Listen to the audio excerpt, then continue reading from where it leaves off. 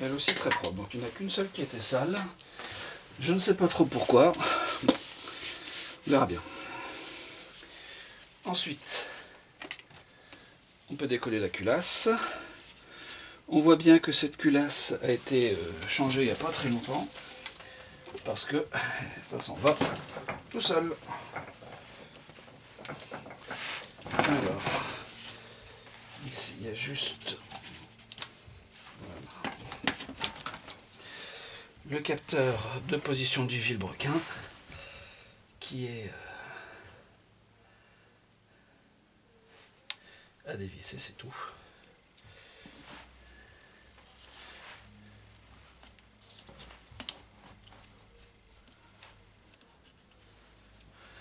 Et voilà la culasse. Culasse très propre.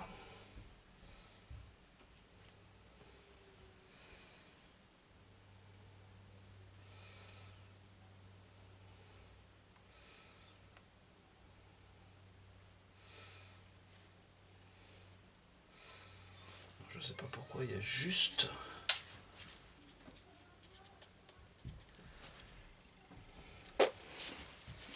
bizarre. Bizarre autant qu'étrange. Hop.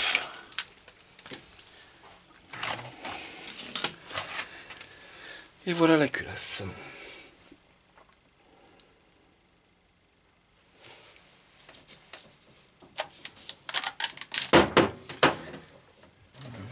Pas grand chose.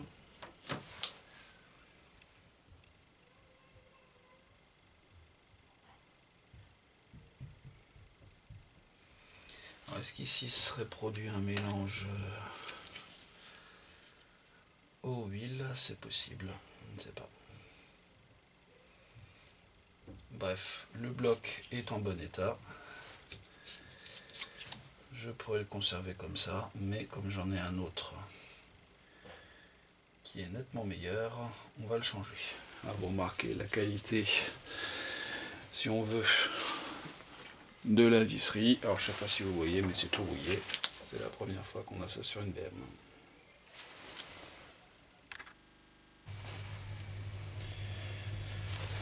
Bon, alors là, vous voyez pourquoi j'avais changé la culasse une précédente fois. Là on voit très nettement les marques de soupape, et là aussi, qui sont entrés en contact avec les pistons. Donc c'est pas de cette culasse là, hein. J'ai racheté une culasse évidemment en bon état depuis.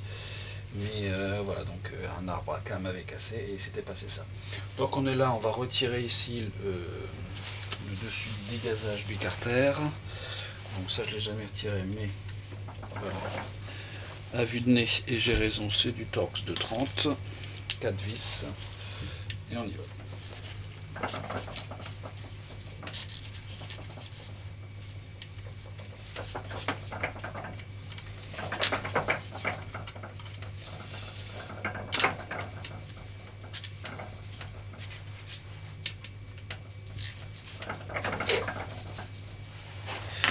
Et voilà, donc après évidemment on range toutes les vis dans une petite boîte pour pas qu'il y ait de confusion possible. Donc là ce petit carter de dégazage est maintenu sur le carter moteur par un petit joint évidemment. J'en ai commandé là aussi un neuf.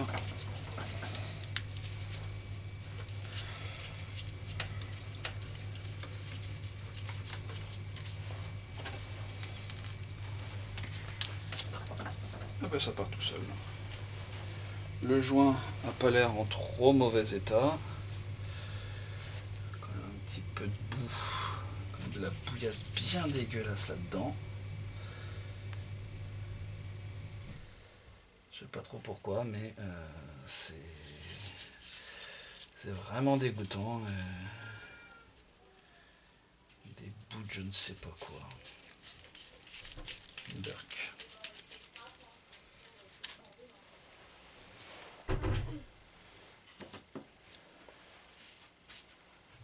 Qui c'est qui descend?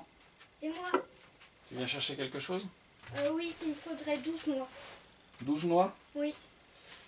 Je sais pas où sont les noix. Elles sont pas là dans mon souvenir.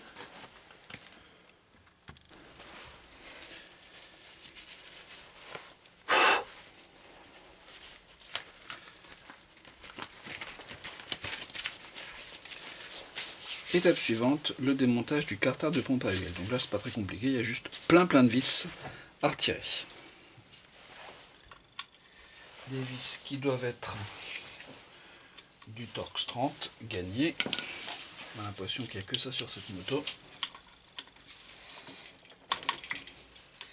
Je sais pas si elle est très fort.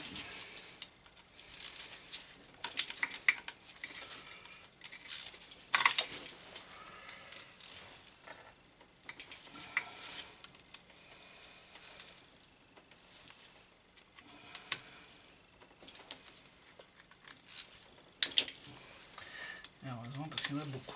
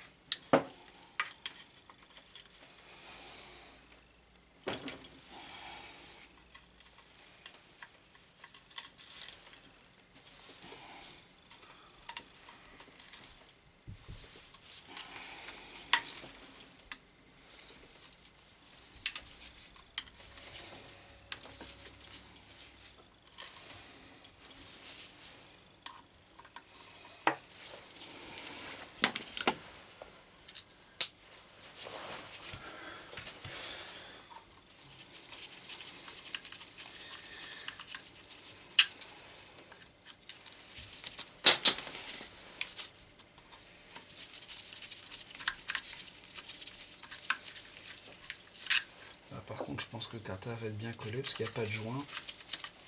C'est juste un trait de pâte à joint.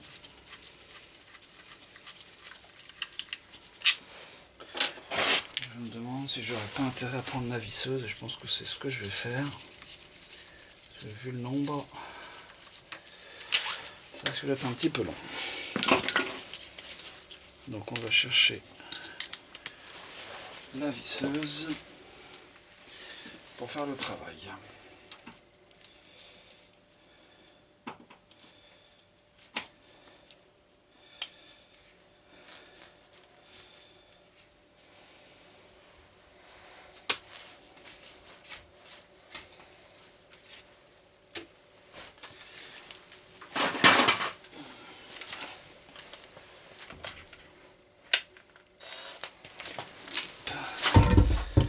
Et voilà, c'est parti.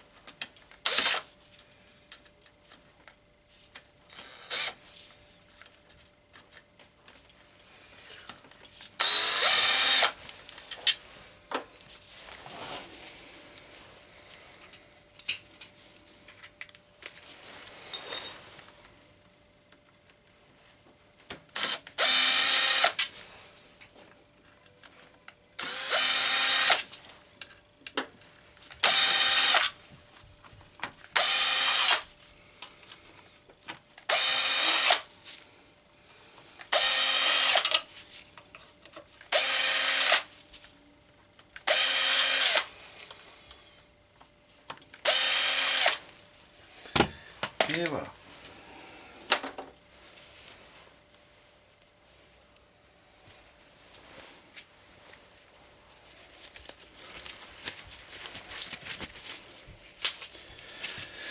Alors, je pense qu'on peut toujours rêver de l'avoir sans coup de maillet.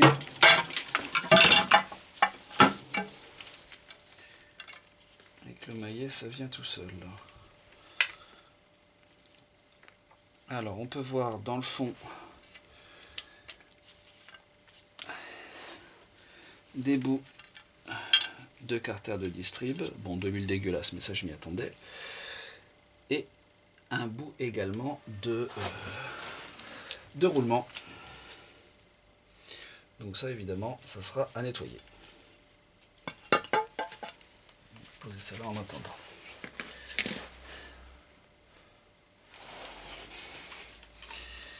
On a la chaîne de pompe, la pompe à huile. Bon, de toute façon la pompe à huile je vais la changer.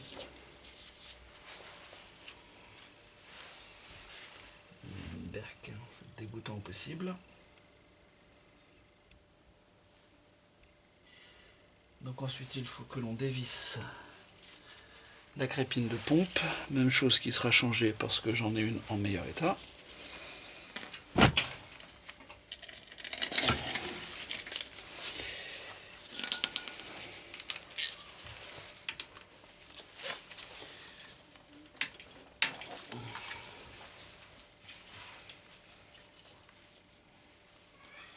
Alors je pensais qu'il y avait 4 vis, mais il n'y en a que 3 apparemment.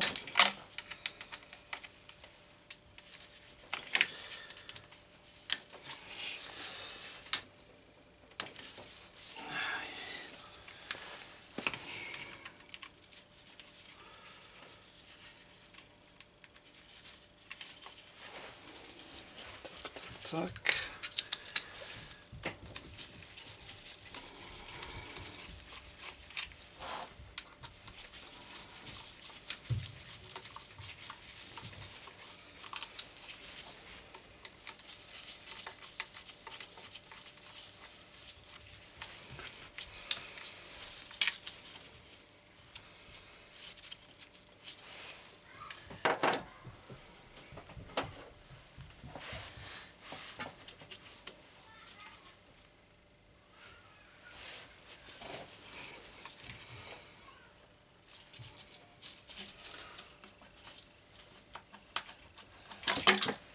Et voilà la crépine de pompe. Elle est aussi bien dégueulasse. Et avec des bouts. Voilà, il y en a partout. Des bouts du guide de chaîne.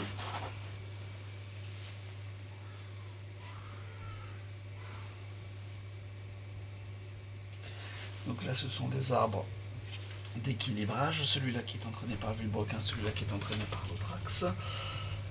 Et encore 2 vis. 2 ou un petit peu plus. C'est pas trop.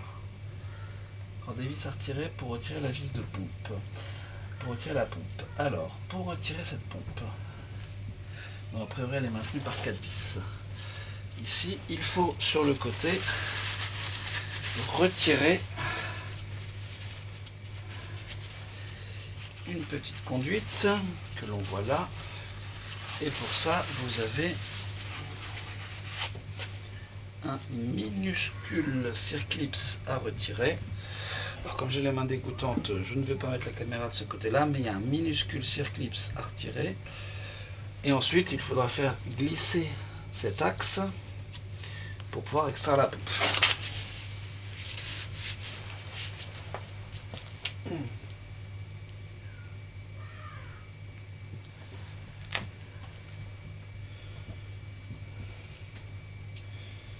Alors, je crains que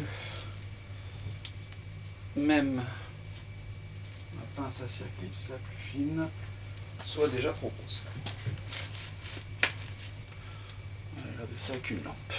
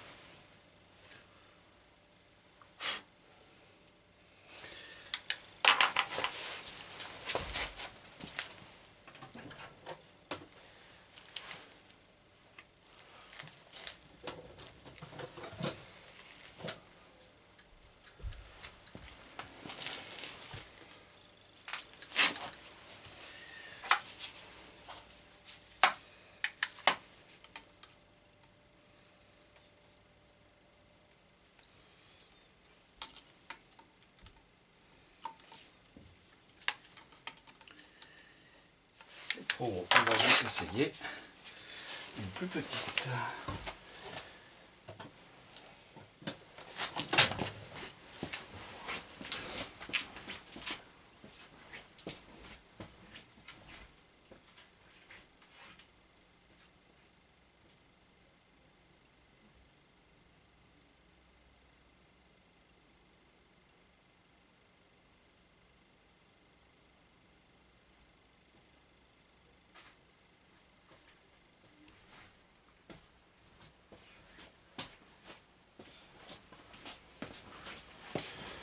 Et voilà une pince à circlips plus petite, j'espère que celle-là va fonctionner.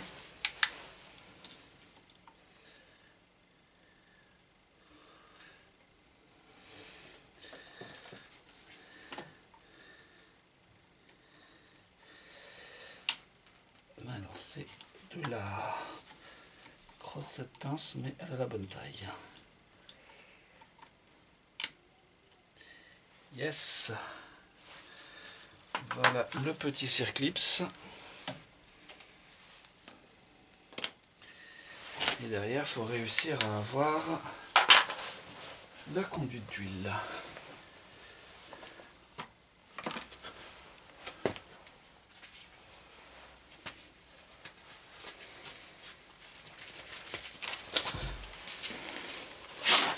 On va tenter la pince. Ça n'a pas l'air bien fonctionner, donc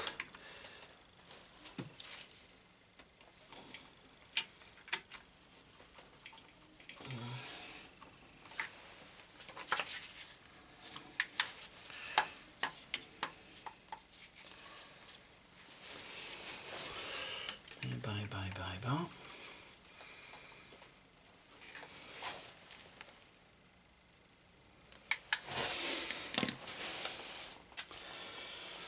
Ce qu'on va faire, c'est que je vais essayer de dévisser et de pousser par là. Donc, d'abord, je vais dévisser ce que je pense être le retour d'huile. Alors, est-ce que c'est du 30? Évidemment non. On tente du 25. Le 25, ça marche.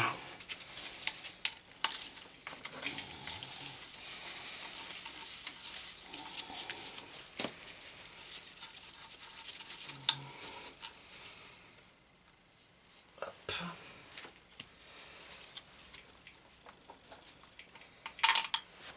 Et voilà la petite conduite. Voilà. Et ensuite, donc je vais dévisser la pompe à huile et essayer de la pousser pour que la conduite arrive sur le côté, en espérant que ça fonctionne. Donc là, on revient sur du 30.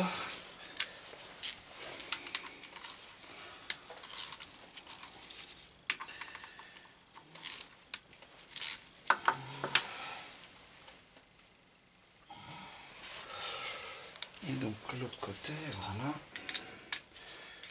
Une petite rallonge.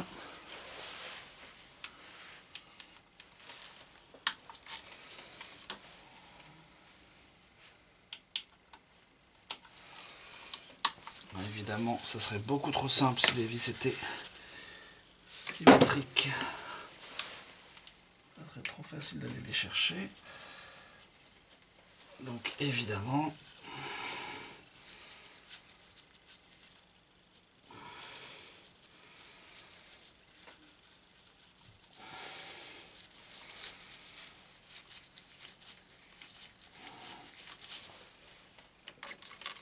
voilà, une des vis de pompe.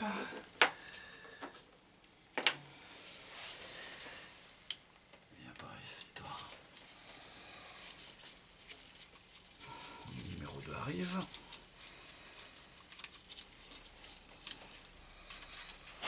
Voilà. Numéro 3. Qui est par ici, celle-là, on la voit.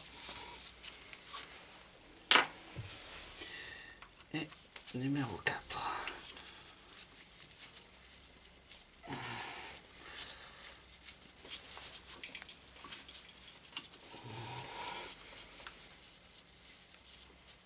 Hop, hop, hop, hop, hop, hop.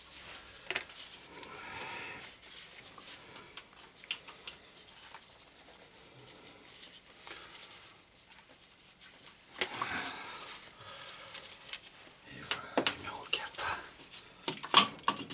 Voilà. Voilà la pompe avec la chaîne. J'ai une chaîne neuve, j'ai une pompe. Alors pas neuve, mais pas vieille non plus. En tout cas beaucoup moins que celle-là. Et voilà, on vient de retirer la pompe à huile. Voilà. La conduite d'huile en question. Je ne sais pas pourquoi BM demande de la retirer, parce qu'en fait on peut tout à fait faire sans. On a même intérêt à faire sans retirer. Ça me paraît être plus simple.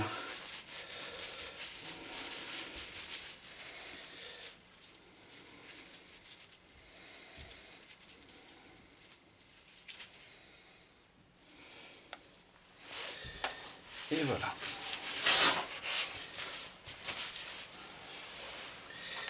Et donc là, nous avons les deux arbres d'équilibrage. Et bien on va voir après comment les retirer.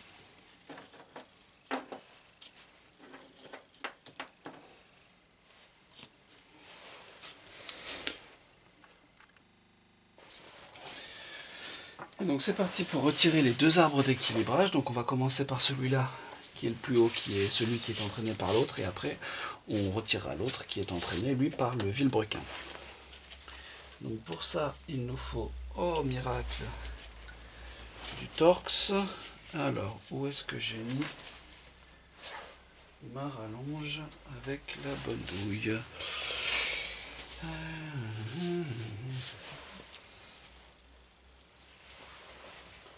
Bon. Allô, allô, allô, allô.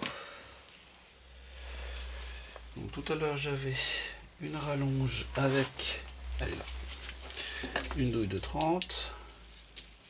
C'est ça. Donc on va commencer donc par desserrer ce serrage, parce qu'en fait ça se serre par une excentrique. Donc on va retirer ça. Je vais desserrer ici, desserrer là. Ensuite je vais voir comment ça se règle, parce que la revue technique est quand même pas super précise à ce niveau-là. Donc on desserre. Voilà, ensuite l'autre, ça c'est du beaucoup plus gros. On va tenter le 50. 50 c'est trop. On va tenter du 45. 45 c'est la bonne taille.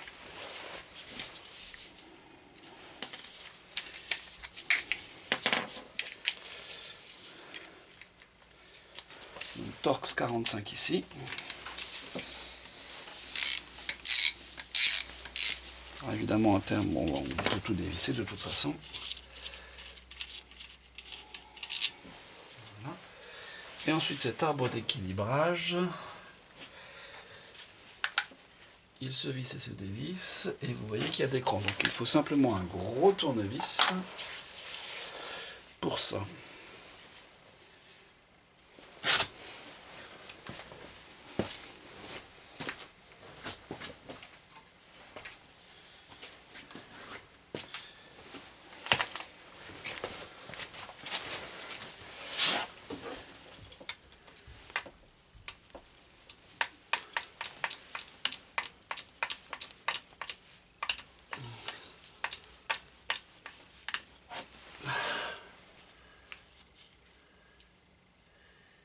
Donc a priori, le tournevis en question est l'excentrique.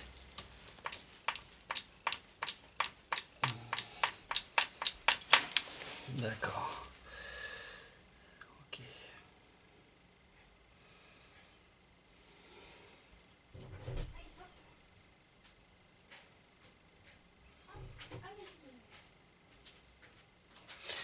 Ok, donc je sais pas trop comment on va régler ça.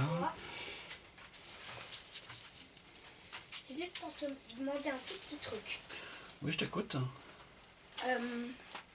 Bah, en fait, est-ce que tu vas au conseil municipal? Aujourd'hui? Oui. Non, c'est la semaine prochaine.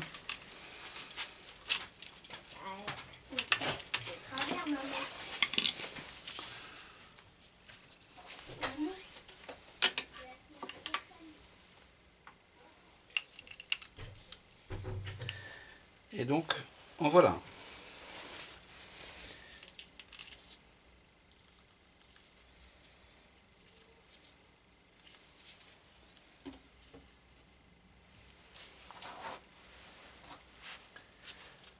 Donc, il faut faire attention quand on les sort, puisqu'ici vous avez une bague.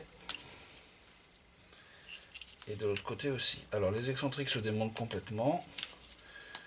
Moi, évidemment, je ne vais pas les démonter. Donc, vous avez deux bagues, vous avez tout un certain nombre de choses. Donc, on va bien garder tout ça. Ici, il y a un petit joint torique qui sera changé. On va démonter l'autre.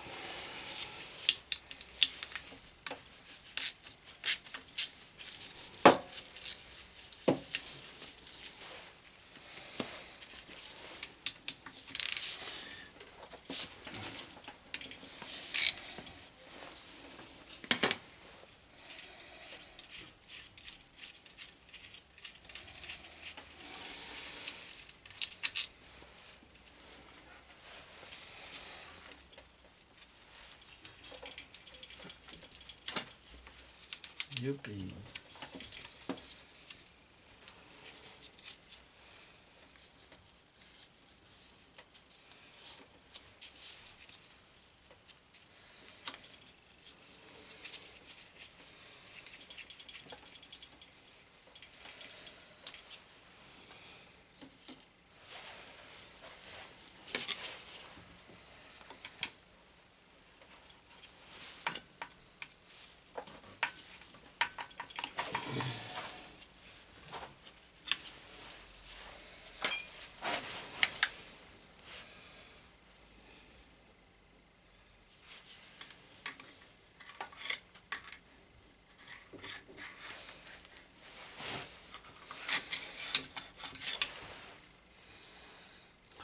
Plastique partout.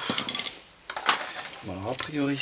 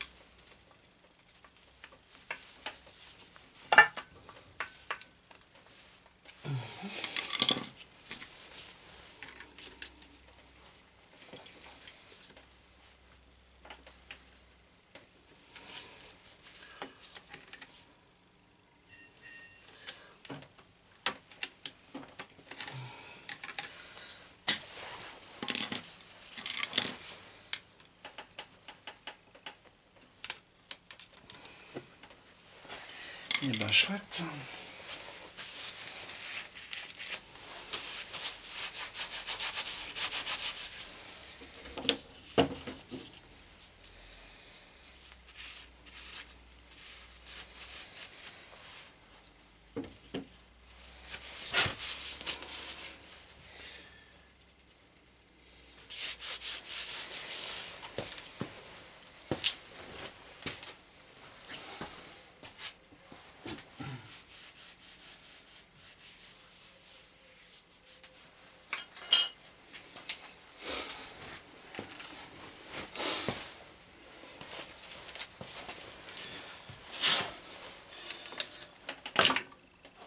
Voilà. Comme on dit au grand mot, les grands remèdes. Et voilà. Et voilà. Bon. Un peu gonflé, mais dans l'ensemble, pas trop quand même. C'est quand même beaucoup plus propre que l'autre. Et voilà.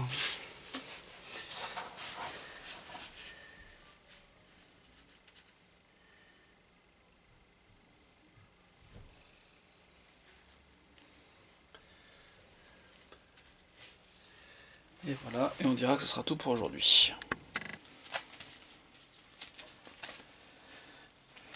Et c'est parti pour la dernière étape du démontage du bloc. Donc on va ouvrir le bloc et sortir le vilebrequin.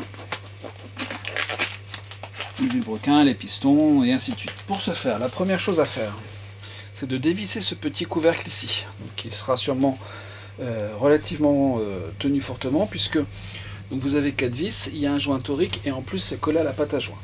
Une fois qu'on aura retiré ce petit couvercle, on retirera toutes les vis du côté intérieur du moteur, toutes les vis qui se trouvent de l'autre côté du bloc, et puis après toutes les vis qui sont montées en travers. Et voilà. Pour démonter le petit couvercle, c'est une vis, ce sont des vis Torx de 30, et on y va.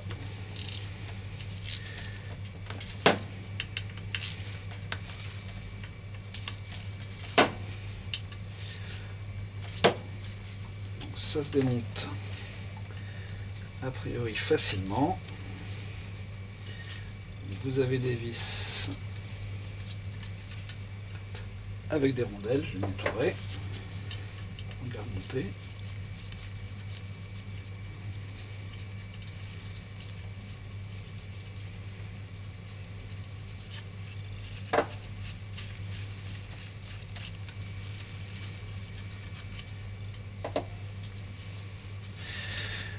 Et voilà la quatrième. Ensuite, donc, on va essayer de sortir le petit couvercle. Voilà, gagné. C'est plutôt difficile. Donc, je vais aller chercher un maillet pour taper dessus.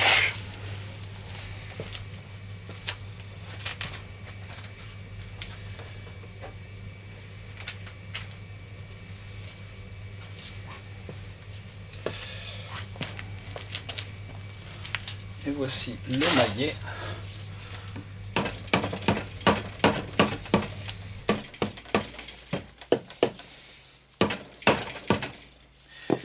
Bon, ça n'a pas l'air d'y faire grand chose.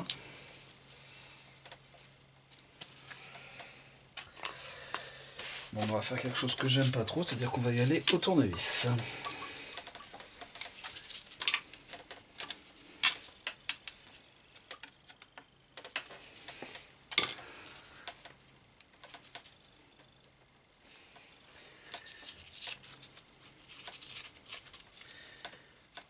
Pas de côté où on peut l'attraper facilement.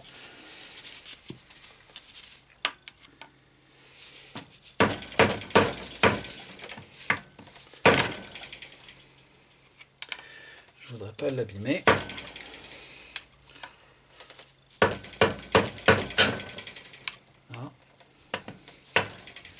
Voilà.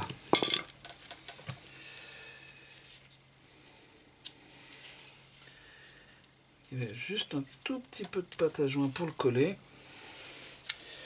Et voilà à quoi ressemble ce petit truc. Alors extérieurement, la peinture, elle n'est pas très propre. On verra si on le repeint ou pas. On verra.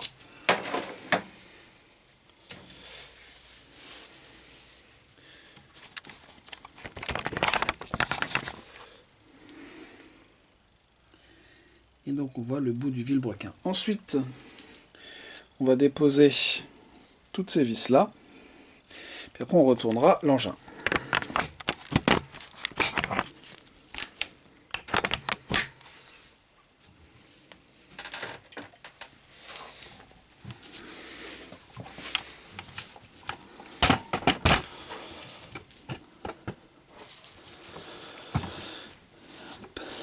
Nous voici de l'autre côté. Donc on va retirer toutes ces vis là, 1, 2, 3, 4, 5, 6, et il n'y en a pas là. Donc 6 vis à retirer, je pense que là aussi c'est du Torx 30. Gagné.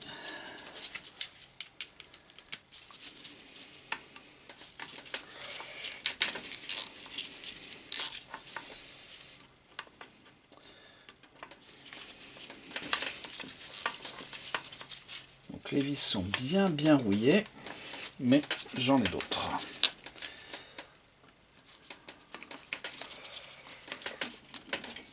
C'est pas serré trop fort, ça va, j'avais peur d'être obligé de chauffer. Mais ça va. Donc là aussi c'est du Torx de 30. A priori il n'y a pas d'ordre pour le desserrage.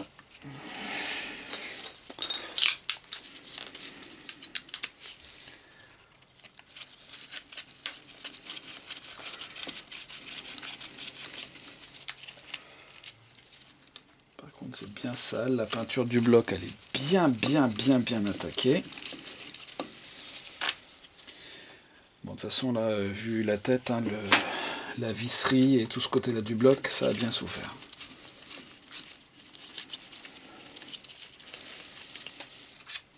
Deux.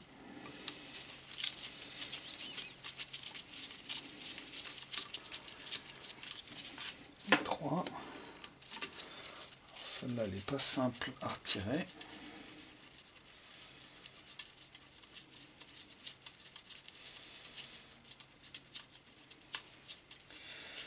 Mais bon, avec un peu de patience, on va y arriver. On peut également remarquer que celle-là, elle va être plus longue, je pense. Voilà. Et il n'y en a plus que 2 à retirer. Ici. Non, celle-là va être la même taille, je pense. Ouais.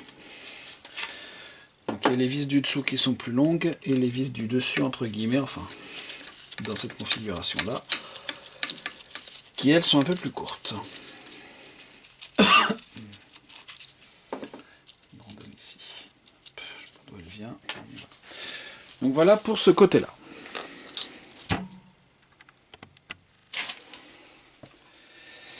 Voilà la suite. Donc maintenant on est à l'avant du bloc moteur.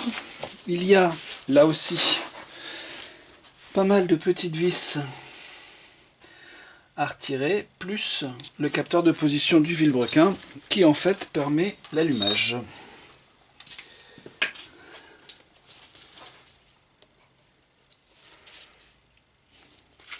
Donc tout ça c'est du Torx de 30.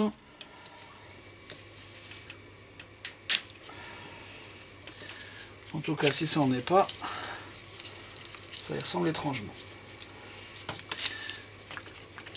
Donc une petite vis et le fameux capteur. Alors le capteur à la taille du câble près, c'est le même que celui de la F800. Ensuite, vous avez ça qui est bien collé. Je ne sais pas trop comment on va l'avoir.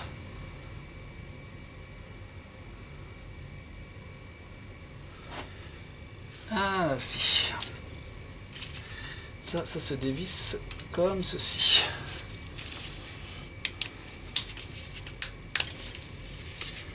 Voilà. Donc ça en fait, ça permet de mettre le... comment dire... C'est bizarre, il y a de la pâte à joint là-dessus. Bon. Donc ça en fait, ça permet de maintenir le radiateur. Et bien ensuite, il nous reste toutes ces vis à avoir. Donc pour plus de commodité, je vais les attaquer directement comme ça. Et ensuite... Oula, attention.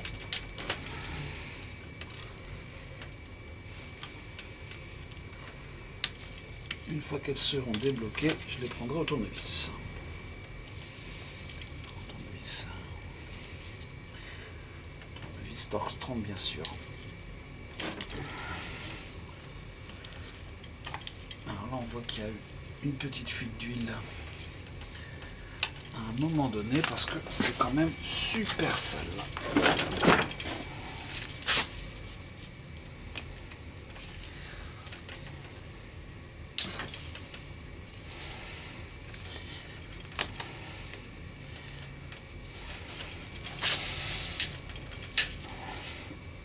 Comme en plus je ne suis pas gaucher,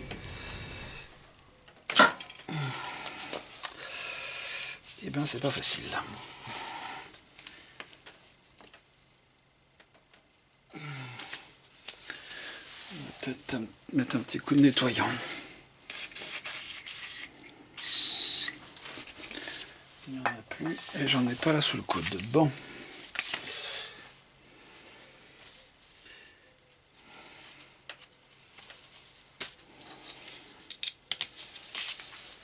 Là, il n'y avait qu'une rallonge. Je ne peux pas serrer très très fort normalement. Mais quand même.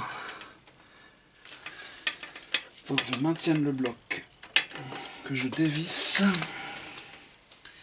Bon, on l'aura après, c'est pas grave.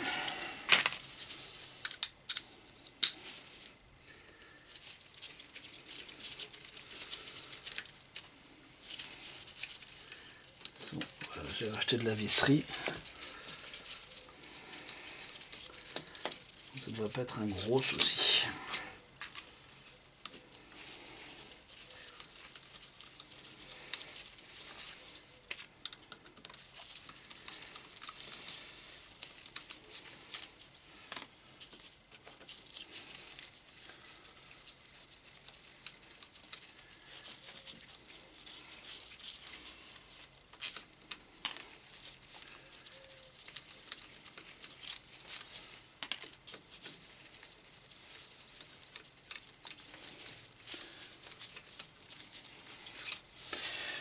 Donc pour l'autre, ce qu'on va faire, c'est que je vais aller chercher un marteau pour bien enfoncer la tête. Et ensuite,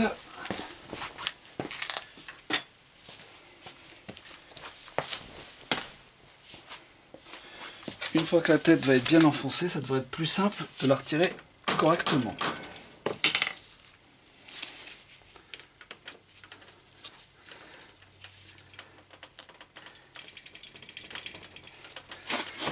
Enfin, plus simple.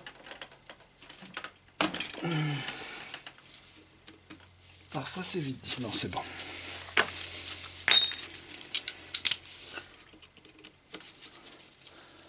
Et voilà.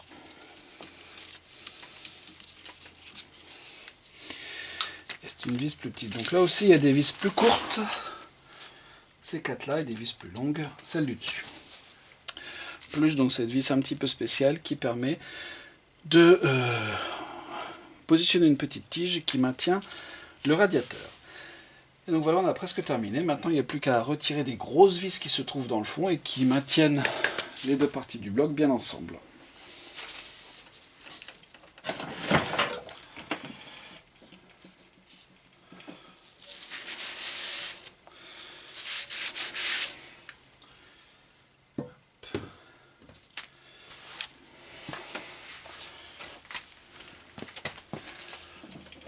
Alors, avant, on va retirer d'abord ces vis-là. Il y a également deux vis qu'on ne voit pas mais qui sont à l'intérieur ici. Tout ça a priori c'est encore du Torx 30.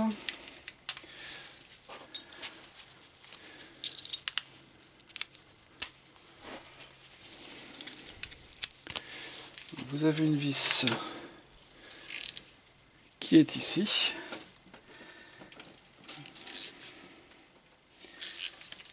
Elle est dure celle-là. Donc celle-là, il y a un petit crochet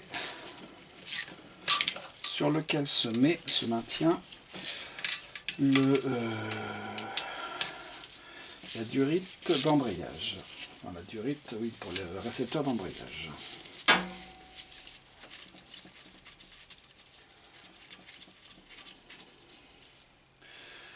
Voilà, une petite vis qui était quand même relativement sale. Ensuite, on y va pour celle-ci.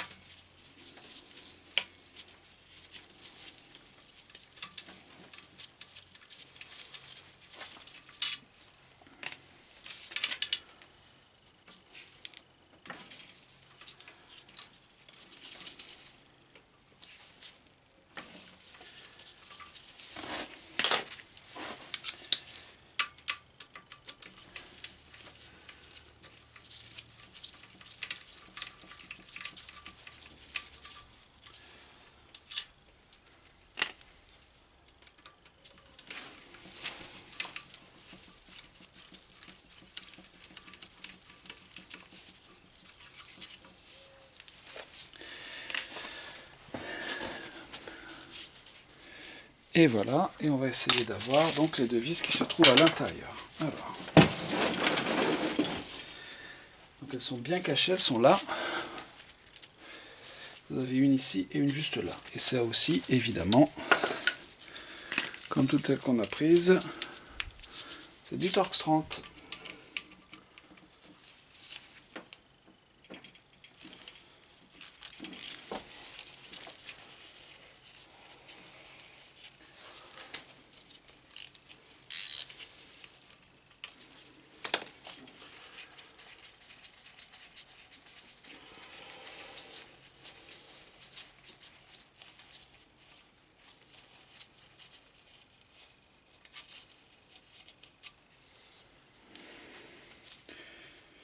Donc c'est bon, j'ai compris en fait d'où venait la pâte à joint, c'est parce que les deux demi-carters sont collés à la pâte à joint.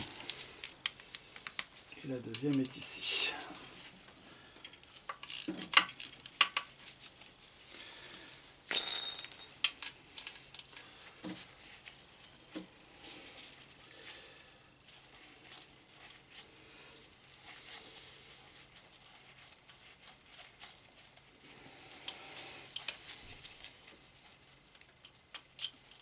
Et voilà. Et celle-là, on n'en a pas. Des fois, il ne faut pas chercher à comprendre. Donc voilà, on a toutes les vis supérieures. Maintenant, il faut passer à, entre guillemets, l'autre côté. Donc il y a des grosses vis là, un bouchon, des grosses vis là. Et il y a 4 grosses vis, que je dise pas de bêtises, mais 4 grosses vis là-dedans. Et là, c'est plus du Torx 30, c'est quand même un peu plus gros.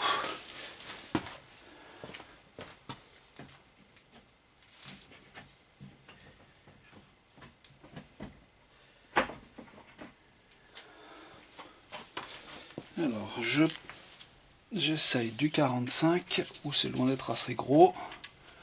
Ça n'ira pas non plus, donc c'est du 50 ici. Et là, zut, là c'est même encore plus que du 50, donc il va falloir que j'aille chercher un autre outil. On le retirera après, c'est pas grave. Donc le 50, tac tac tac, ça passe large.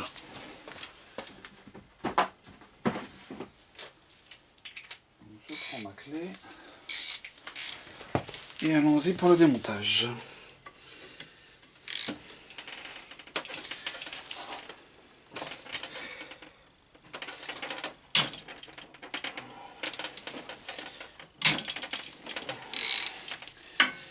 Là par contre c'est serré pas pour rire.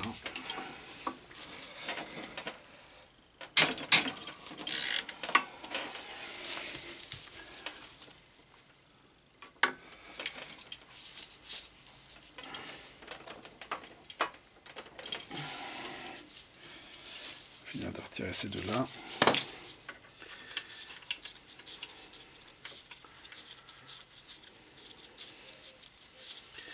Donc ça, ces vis là, elles me paraissent être exactement comme les vis de culasse.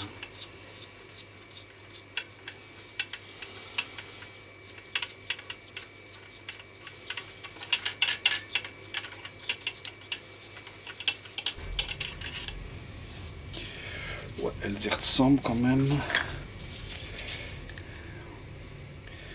Très étrangement, mais non, pas tout à fait quand même. Donc là, on voit que elles seront nettoyées.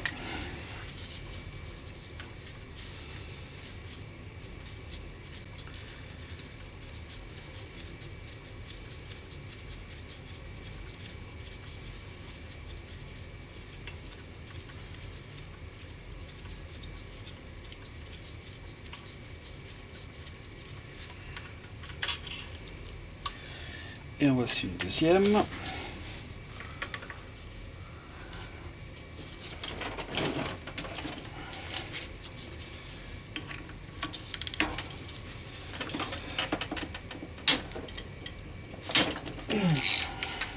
Voilà.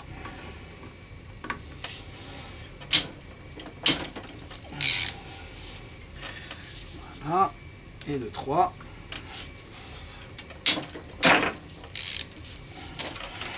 Voilà.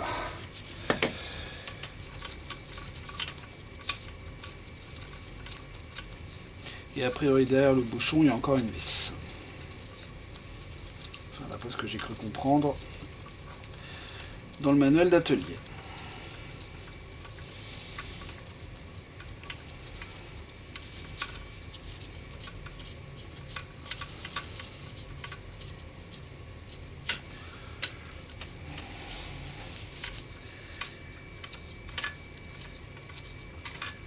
Et ben ces vis c'est pas pour rigoler. Voilà.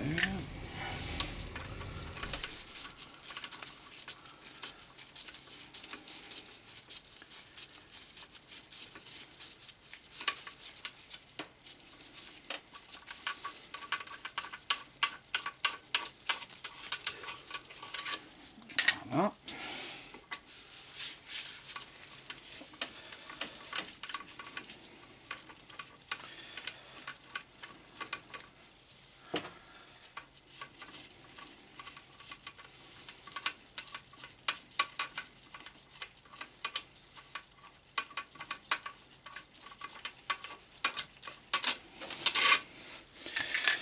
Et voilà, ça. Je peux tenter de l'avoir avec du 50, mais ça sera que tenté. Celle-ci par contre, c'est du 50.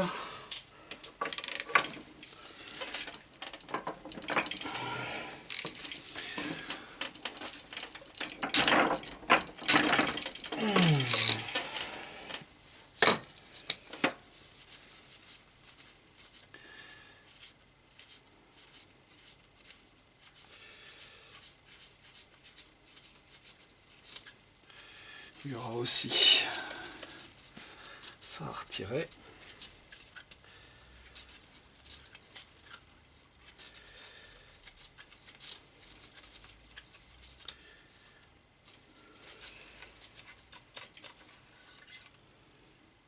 Voilà. C'est dégoûtant à souhait.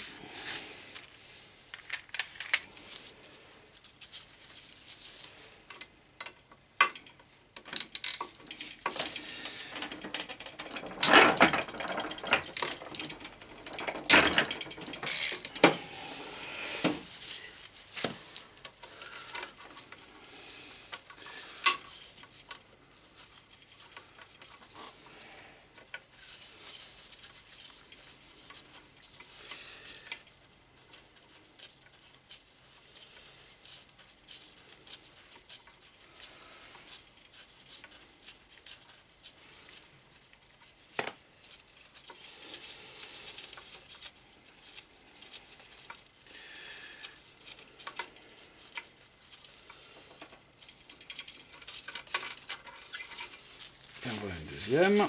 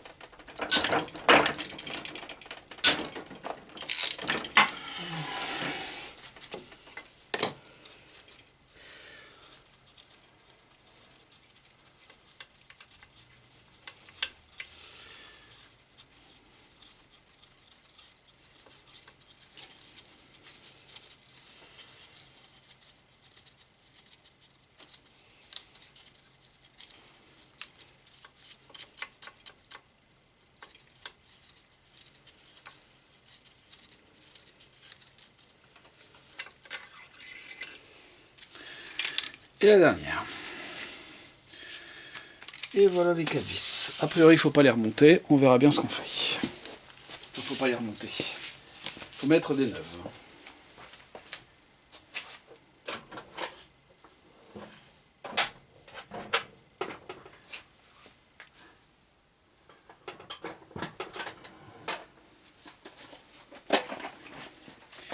Ensuite, ce gros bouchon qui est du Torx 55.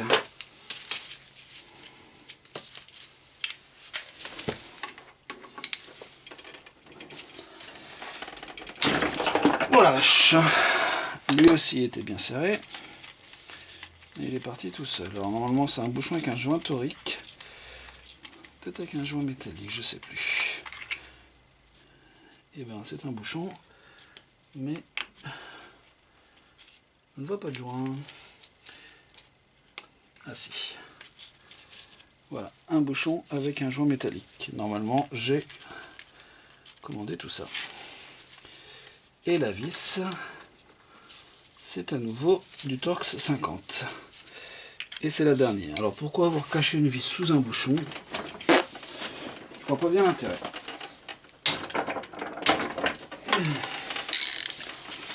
Et voilà.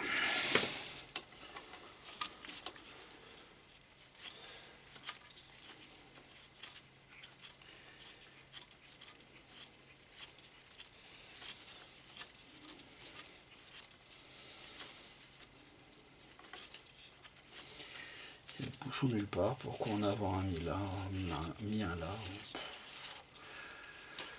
C'est étrange. C'est étrange. Il y a sans doute une raison, mais là comme ça je la vois pas.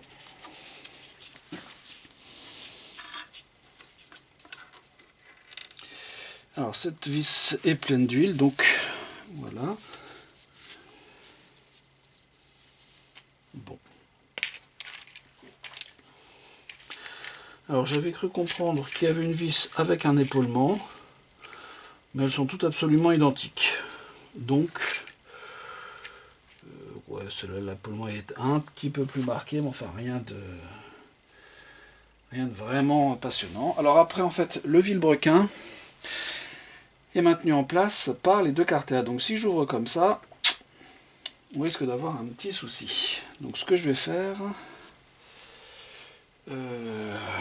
je sais pas trop en fait. De toute façon, le vilebrequin il doit être maintenu par les cylindres.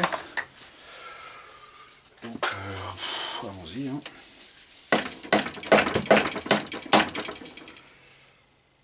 Pas l'air de bouger des masses.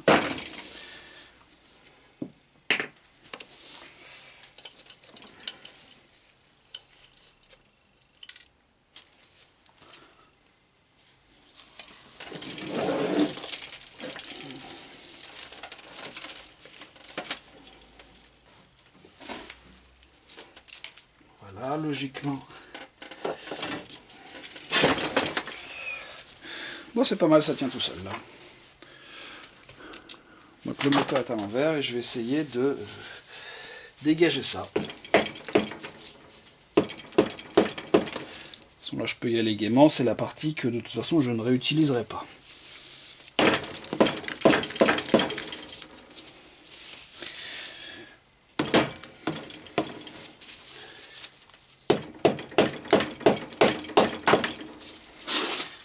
En même temps c'est collé depuis une éternité.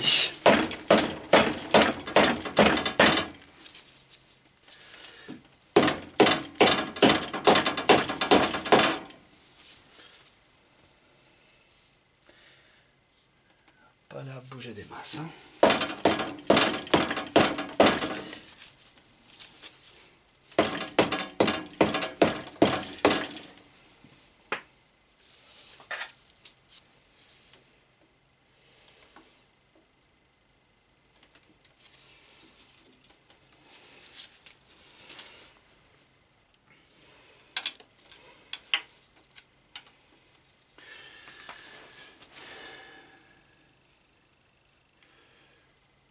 Bon, a priori, j'ai pas oublié de vis. Hein.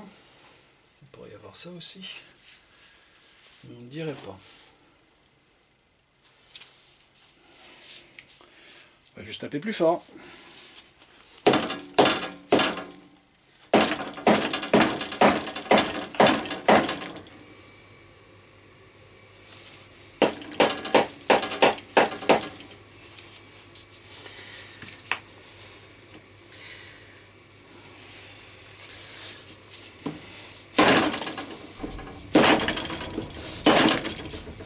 pourquoi taper de ce côté-là? J'espère un petit basculement. En même temps, je pense que l'espoir est vain.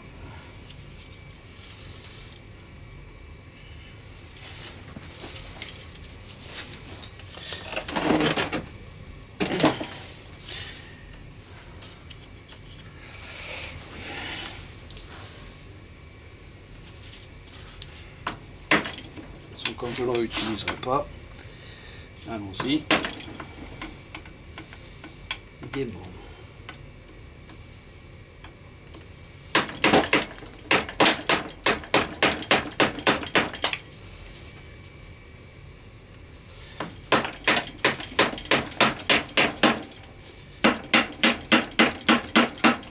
Ah. Il commence à y avoir un bruit intéressant là.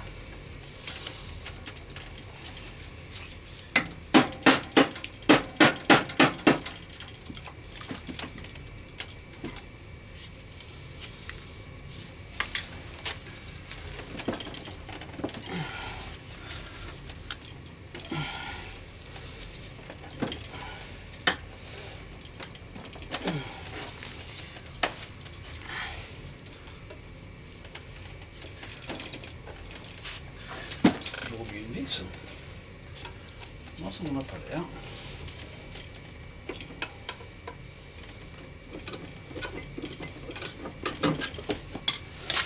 Non, bah faut juste croire.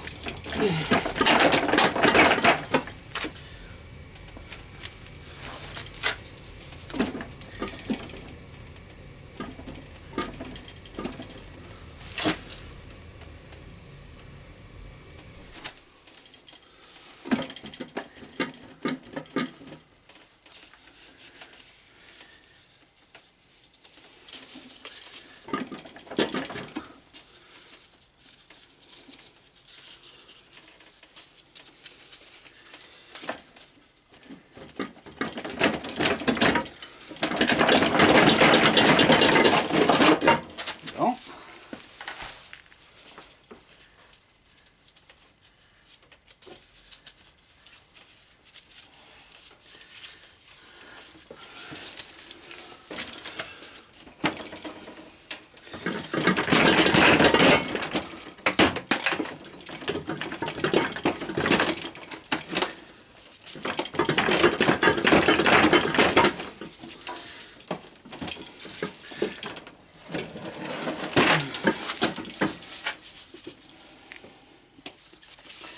On dirait vraiment qu'il reste une vis, mais pas du tout.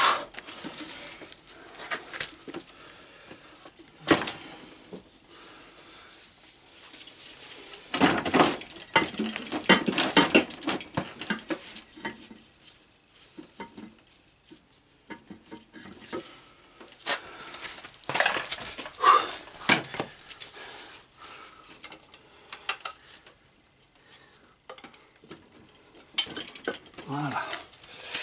1, 2 et 3. Et voilà le bazar.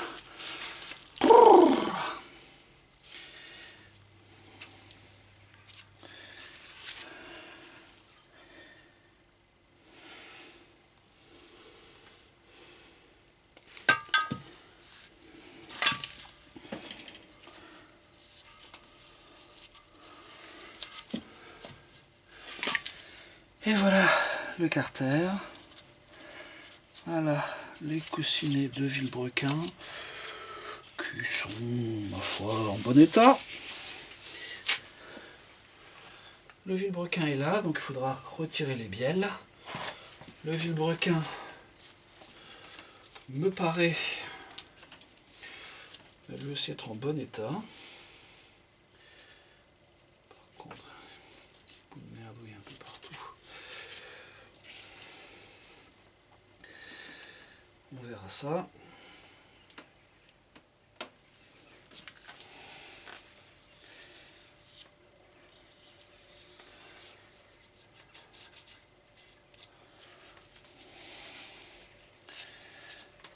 Quand même des trucs pas très propres, enfin bon. Globalement, s'il n'y avait pas eu ça, ça aurait été pas mal.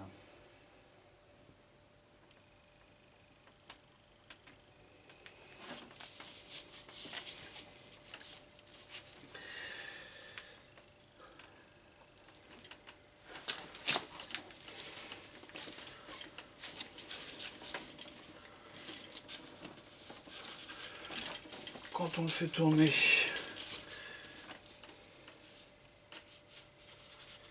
il y a des petites traces mais qui ne paraissent pas être de la trace d'usure.